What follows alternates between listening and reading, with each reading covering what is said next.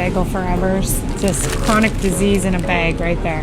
This is so much sugar. What would your blood sugar do if you drank this? This is like 2 pints of ice cream. 2 pints of ice cream sugar.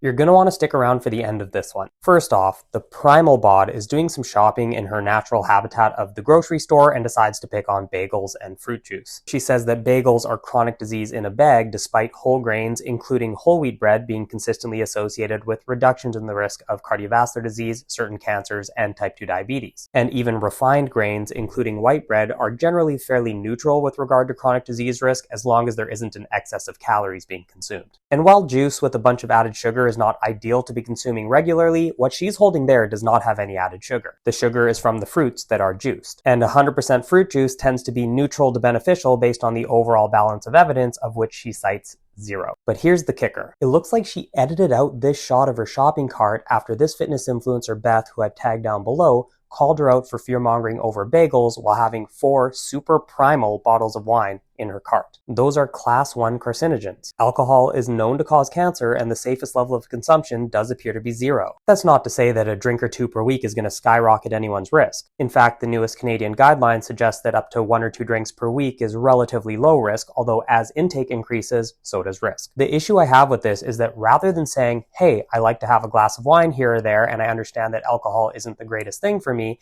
she edits it out of her video and still demonizes fruit juice without any mention of dosage or whether she thinks that having a cup here or there is at least safe. Instead, she fearmongers over the sugar content of a 64-ounce jug of juice as if that's what people are consuming in one sitting. Grifter's gonna grift, I guess.